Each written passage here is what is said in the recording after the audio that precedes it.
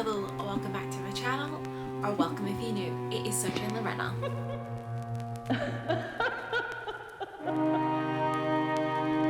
It's the return of the spooky intro.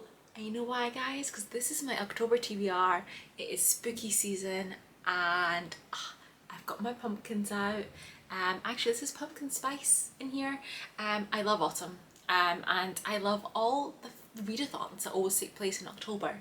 Now last year I had an extremely chaotic TBR. I had 19 books, which I mostly completed. I might have been one short because, you know, readathons. This year I'm taking part in 4. Last year was like 3. This year I'm taking part in 4. Now currently I have about 10 books on my TBR. Now I say currently because one of the readathons I'm taking part in is Spoopathon, and it's volume 2. Last year was the first time that Spoopy Hall hosted it, and it was like a haunted house theme. This year again it's a month long, but it's like zombie themed. So it's starting off where, because there was Camp Spoopathon in summer, so starting off from the camp, and then there's like a board. Brad has been bitten, and you know, we need to try and heal him and rescue him. Now this year what Spoopy Hall has decided to do is to release the prompts every single week.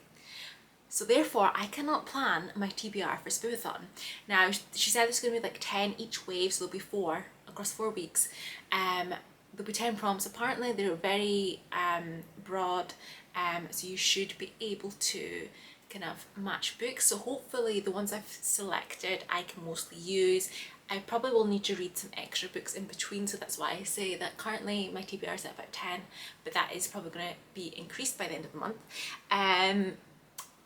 Yes, not being able to plan the TBR for that is just like, but at the same time, I like when readathons just surprise you with prompts. It's like when there was the 1,000 door readathon, and you had to like go through the different videos and like work your way through it, and it was this complete surprise, and you're like trying to get books from your shelves. So yes, I do like that element. It's just the fact that there's other readathons, and I mean no one's forcing me to take part in them, but I'm making myself take part in them. This is a really long intro, and basically I'm gonna get into it. I'm gonna be covering off the other 3 readathons in my TBR. They are going to be the Weekendween is back again this year, except it's the Monster Mash theme this year, and that's the very end of October, the weekend one. There is also Autumn Mixtape, which I took part, the summer one, so they're doing it for each season, which I think is great. And it's not just like spooky stuff, it's just autumn in general, but there is quite a few spooky books, obviously, because it's spooky season for me. And then the last one I'm also going to be covering off is Halloween Weekend Readathon, which takes place across Thursday to Sunday every single weekend in October. So it's only like the weekend, so I think I've done well with how I've planned this out. I've got to mention Autumn Mixtape-a-thon is 2 weeks, so I think I can do it. I can do it, guys. I can do it. Okay, so first up I'm going to cover off the Weekendween, the Monster Mash. It's been hosted by Olivia Reid-Slaty and Gabby Reeds, and it's taken place from the 28th of October to the 31st, so it's including the Monday, because Halloween is a Monday. So there are, because it's 4 days, there's only a few prompts, and yeah, I'm just going to get into it. First one is let a coin decide your first read. So obviously I'm going to do that weekend and decide between the other ones in my TBR to see which one will be first. So that's going to be a surprise, to see which one I can start.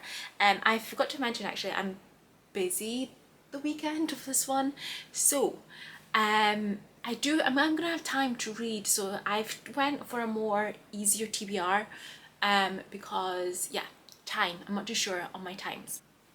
The next prompt is read a book with a monster on it / on the cover, because that's why it's the Monster Mash, and I have chosen I've chosen a book that's actually coming out on the 29th of September. I already know it's going to be Kindle Unlimited because it says so on Amazon, which I have Kindle Unlimited at the moment, so this will be perfect. So it's Halloween Chase by Jordana Pierce, and it is a monster romance. Kindle Unlimited is definitely making me expand my genres a lot, because there's a lot of stuff in there that honestly, if I didn't have Kindle Unlimited, I probably wouldn't pick up. So there's a lot of subgenres that I just didn't know they were things. But yes, it is a monster romance. So got the monster, plus it's obviously set around Halloween to add, you know, to Halloween weekend. So in this one, Ruby is notorious for her terrible taste in men. This Halloween, she is sticking to hookups. Tonight is our chance to reset with the help of her new friends, Beth and Neve. They're on the hunt playing easy prey on purpose, until a mysterious man who's a bit too similar to her past boyfriend shows up. Forget the frat boy firefighter she's supposed to be angling for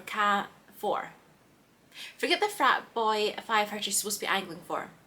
Cam is intriguing in all the wrong ways. When an argument with her friend sends her fleeing into the night, Cam gives chase. She isn't scared until she realises the real monster was hiding in plain sight, and Ruby has made a monstrous mistake. So these are supposed to all take part on Halloween night. I think there's some other authors that have done some books as well that are coming out like September, October time. So yeah, monster romance. It's gonna be interesting. My first, you know, exploration of that genre, and let's see how it goes.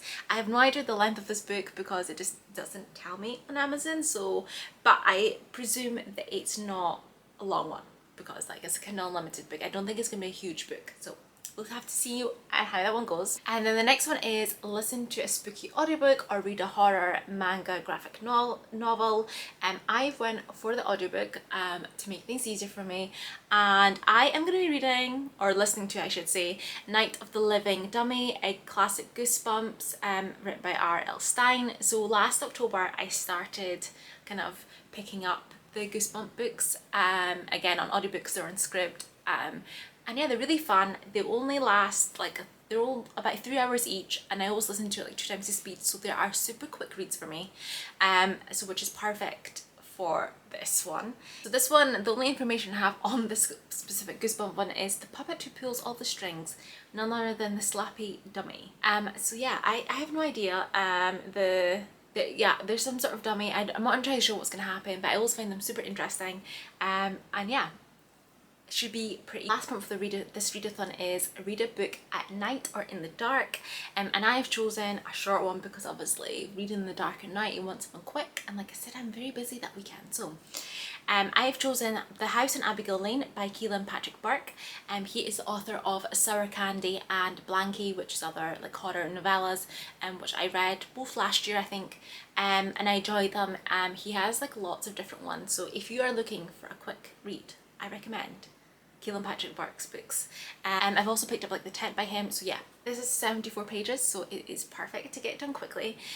So from the outside it looks like an ordinary American home, but since its construction in 1956, people had vanished as soon as they go upstairs. Only clothes they leave behind: a wedding ring, a phone, an eye. In its 60-year history, a record number of strange events have been attributed to the house. From the neighbours waking up to find themselves standing in the yard outside, to the grieving man who vanished before a police officer's eyes. The animals gathering in the yard as if summoned, the people who speak in reverse, the lights and sounds, the music, the grass dying overnight, and the 10-foot clown on the second floor. As long as there are mysteries, people will be compelled to solve them. Here then, in the most comprehensive account of the Abigail House phenomenon, the result of 60 years of eyewitness accounts, news reports, scientific research, and parapsychological investigations, all in an attempt to decode the enduring mystery that is the house on Abigail Lane. It sounds super interesting, and like I said, I always like his kind of horror novellas that I've picked up so far. So yeah, I think it'd be really good, and that's it for Weekendween. Okay, now I'm going to move on to Autumn Mixtape Readathon. It's taking place between the 3rd of October and the 16th of October, so for 2 weeks. The hosts are Victoria from What Victoria Read, Jean from Jean Bookus Thoughts, Amy Talks Books, and Literary Diversions. It's supposed to be a very chill readathon to pull off on the pressure. So there are bookish prompts and non-bookish prompts, and there is a bingo board. So I have obviously chosen books to try and complete all of the reading prompts. However, because the way the bingo board is, if I get a line, I'll be happy.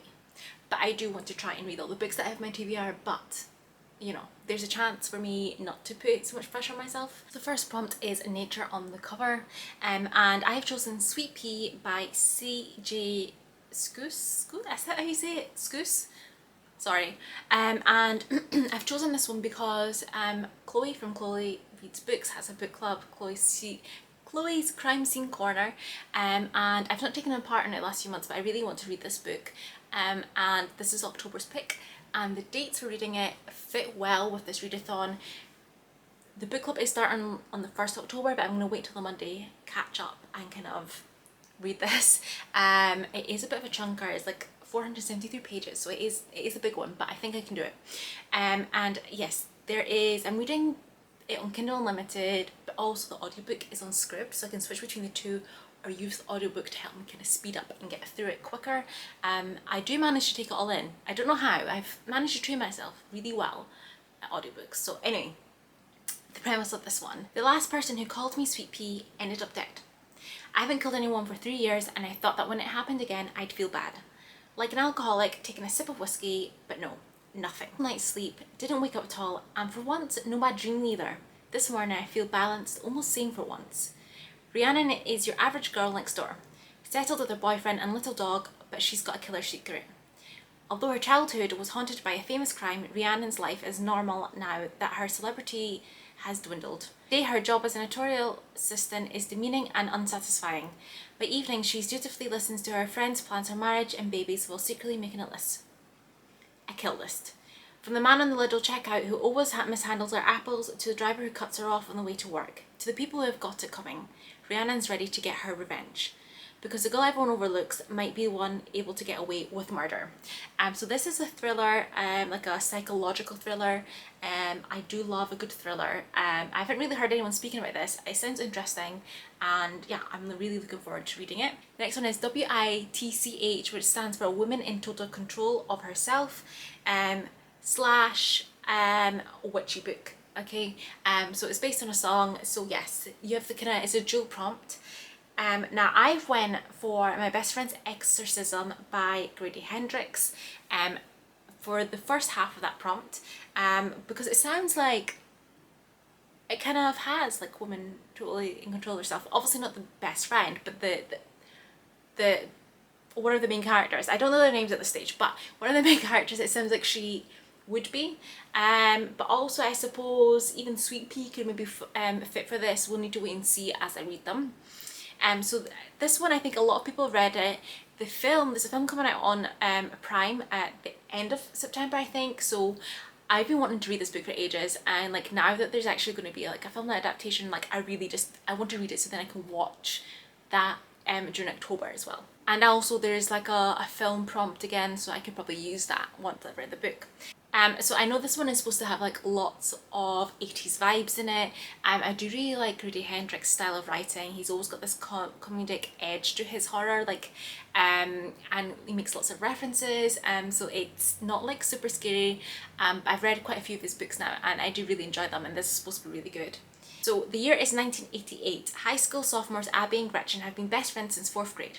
But after an evening of skinny dipping goes disastrously wrong, Gretchen begins to act different. She's moody, she's irritable, and bizarre incidents keep happening whenever she's nearby. Abby's investigation leads her to some startling discoveries, and by the time their story reaches its terrifying conclusion, the fate of Abby and Gretchen will be determined by a single question: is their friendship powerful enough to beat the devil? So yes, Abby, I think, is the woman in total control of herself, is what I'm getting from this, so that's why I've chosen this one. Like, the next prompt is free space / based on an autumn song, and I'm going to use My Best Friend's Exorcism or Sweet Pea as like that free space one, because you're allowed to double up, so I'm not reading a book for every single prompt. And then the last bookish prompt on here is translated book, and I've chosen Fever Dream by Samantha Schweblin. I read Mouthful of Birds last October by her. It was a collection of short horror stories and I enjoyed it. This one apparently is a Netflix film, which I didn't know, so I'll need to look it up and see if I enjoy it after I've read it, obviously. So this is only 100 pages, you know, so we've got a nice short one on here at least. And this has been translated from Spanish into English. She's originally from Argentina, but she lives in Germany. So this is like kind of a short, it's a horror novella, this one. So a young woman named Amanda lies dying in a remote Argentinian hospital. A boy named David sits beside her. She's not his mother, he's not her child. David's ever more insistent prompting, Amanda recounts a series of events from the apparently recent past. a conversation that opens a chest of horrors. Together they tell a haunting story of broken souls, toxins and the power of desperation of family. So yeah, it sounds really good and interesting. Like I said, I wanted the short one on there, and I like her style, and I do really like translated horror books. So I have read Tender is the Flesh, which is also by an Argentinian author, which I really enjoyed. That's really weird to say, but I enjoyed reading it. I also really like Mariana Enriquez's writing. So up there I have Things Lost in Fire, and then I read her other collection last year, which right now I can't remember the name of it, but also that's been translated Spanish into English. So yeah, I do like the translated horror books. They are good, guys. You should check them out. So that's the one that I went with. So that's all the bookish prompts for this readathon. I just realised I totally missed one of the bookish prompts for Autumn Mixtape Readathon, and that is Unseasonal Read, and we also did it in summer. So the one I've chosen is The Visitor by Sergio Gomez, who is the author of Camp Slaughter, which I really want to read. I haven't read it yet, but this is like a horror novella. It's 98 pages, but it's set at Christmas, so it's unseasonal because, you know, it's not Christmas, guys. So yeah, the premise of this one: on Christmas, during one of the worst snowstorms Indiana has ever seen, 5 strangers are forced to take shelter inside of a roadside diner. As the night progresses, the snowfall shows no sign of relenting. Ice begins to build up in the roads, and temperature seems to be dropping by the hour. But the worst has nothing to do with the weather, and everything to do with the 6th visitor coming to the diner. The jolliest time of the year quickly turns bloody as the diners find themselves fighting for their lives. This Christmas won't just be white, it'll be red too. So yes, sounds interesting. Again, another short one to help me get through the books a little bit quicker, less pressure I feel when I pick up short ones as well. Okay, so finally the last readathon I'm going to go through, my TBR that's taken part in October, is the Halloween weekend readathon, and it's been hosted every single weekend in October and through Thursday to Sunday, the exception being the last weekend. It's going to go to Monday because it's the 31st. It kicks off on the 29th of September and then we're going all the way to the 31st of October. So yeah, it's each weekend, so the first few days of the week I don't have to read any books for this, which is kind of good. Hopefully it'll help me balance things out. And each weekend you are supposed to do one reading prompt, one activity prompt and one photo prompt to complete like that weekend. There are also bonus prompts, but I haven't looked at those because honestly I'm already got a lot planned, but I'll look at them throughout the month and maybe I'll be able to achieve some of them, but I focused on just the main ones at the moment.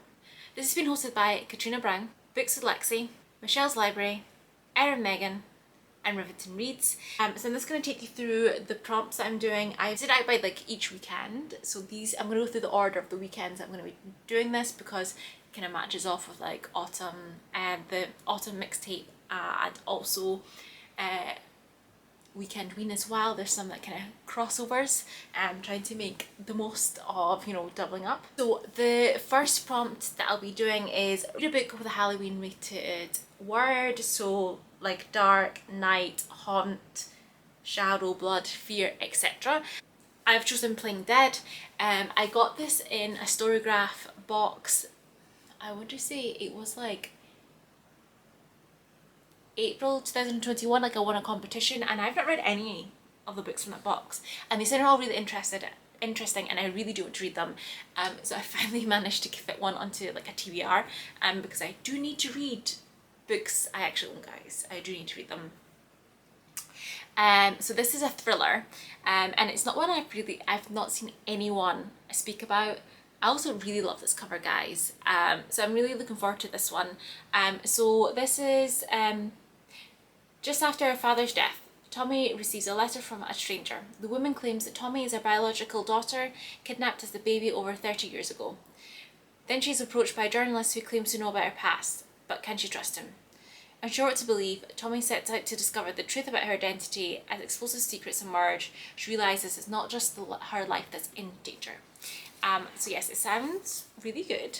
The writing's not too big, which is good, and it's only like 376 pages, so reading that across 4 days should be achievable. And yeah, I'm glad to have a physical book on my TBR, as all of the other ones have been like Kindle books or audiobooks, so that's really good. And then the next one is read a host favourite. So each of the hosts recommended, I think it was 5 books in each of their videos. So I kind of like watched them all to see all the different recommendations. And I have chosen my best friend's Exorcism, which was Michelle's Library's one of her favourites. Because yes, I'm already using it in my other readathon. So yes, I'm gonna like match those off and read it at the same time.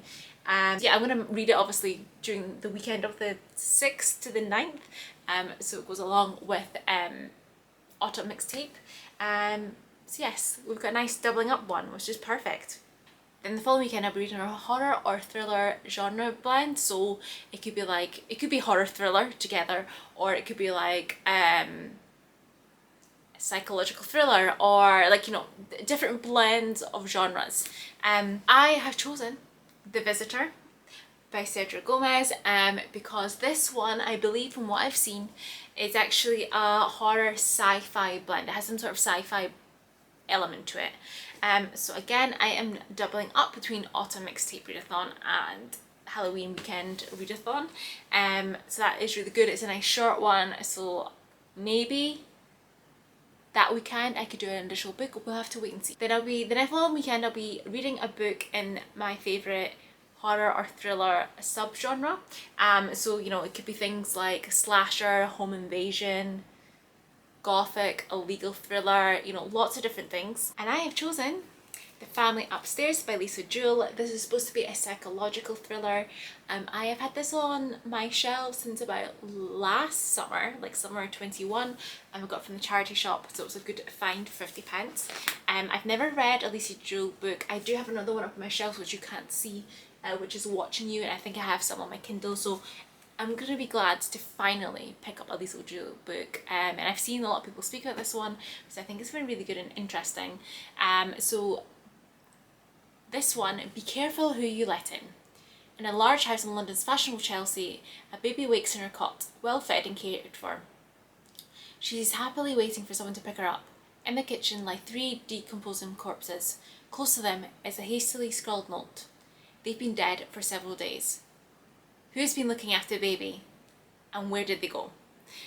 So yes, I like how it's a very minimal synopsis, because sometimes with thrillers they say too much and it kind of spoils it, but it's very vague, which I love. But it's supposed to be a psychological thriller. I've been wanting to read Lisa Jewell for ages. She's also really good writing thrillers, and honestly psychological thrillers is one of my favourite subgenres, so it was just perfect. And then on the very last weekend I will be doing the prompt read a book that is set around Halloween / gives Halloween vibes, and I have chosen Halloween Chase by Jordana Pierce, which is what I've also chosen for Weekendween, because they fall on the same weekend. It is perfect. It is set on Halloween, so yeah, it's perfect. So yeah, it's just perfect. Obviously I'm going to take you through synopsis. I've already done that. Also on that weekend I think I can complete the bonus prompt of read a novella, because I'll be reading The House in Abigail Lane for Weekendween, so I think I can like double up between those and also, you know, get a bonus prompt ticked off that weekend. And that's it. That is all the books that I currently have planned for my TBR in October. Like I said, we're going to see as Spoopathon pans out what those ones are going to be. Hopefully I can use quite a few of these books I already have on my TBR, so I don't like overload myself. But yeah, so let me know if you're taking part in any of these readathons, or if you're taking part in a different readathon in October that I have not come across yet. So yeah, comment, like, subscribe, and I'll hopefully see you in the next one. Bye!